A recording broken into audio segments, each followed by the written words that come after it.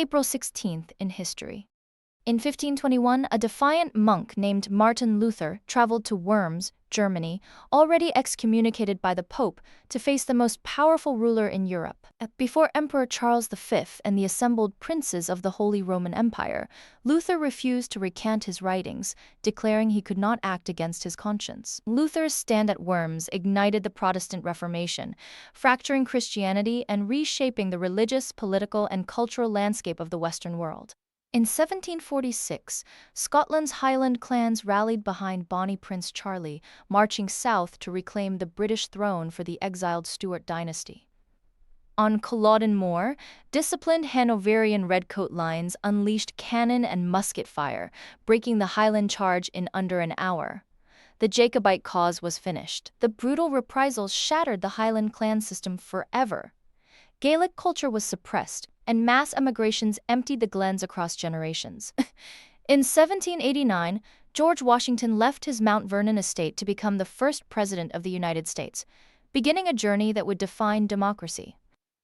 Washington rode north through 4 states as jubilant crowds lined every road, cheering, ringing bells, and throwing flowers to greet their new leader. Washington's peaceful journey established the precedent of democratic transfer of power, a foundation of American governance still honored 2 centuries later. In 1863, Vicksburg, Mississippi sat as the Confederacy's most fortified river stronghold, the key to controlling the entire Mississippi River and the fate of the war. On the night of April 16th, Admiral Porter's fleet of gunboats surged downriver through a storm of Confederate cannon fire, smoke and flame lighting the dark Mississippi as the daring fleet pushed through. The fleet's success allowed Grant to cross south of Vicksburg. Within weeks, he'd besieged the city. Its surrender on July 4th split the Confederacy in 2 and turned the war's tide. In 1867, on a quiet Indiana farm, Wilbur Wright was born, the eldest son of a minister, in an era when humans had never left the ground.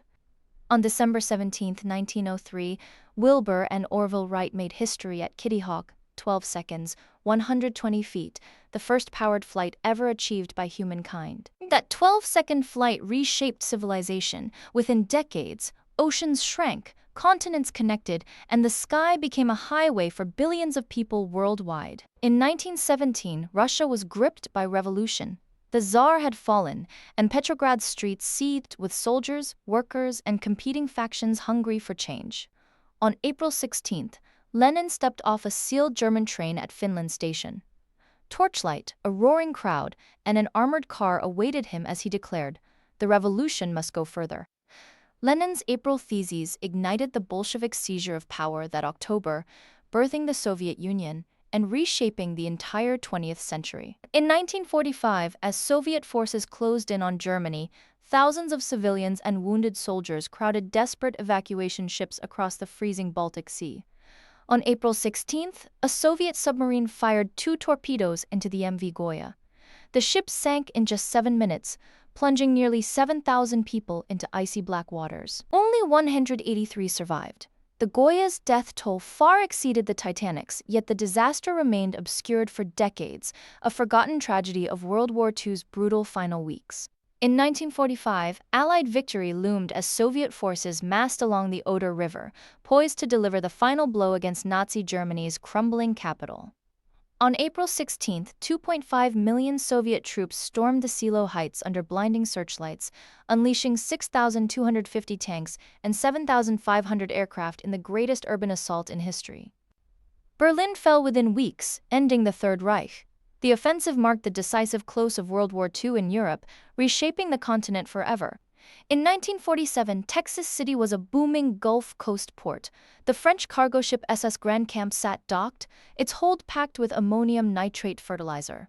On April 16th, a fire aboard the Grand Camp ignited the cargo. A catastrophic explosion obliterated the dock, triggering a chain reaction that leveled the surrounding city. At least 581 people died and 3,500 were injured. The disaster forced landmark federal laws governing industrial chemical storage, transforming workplace safety forever.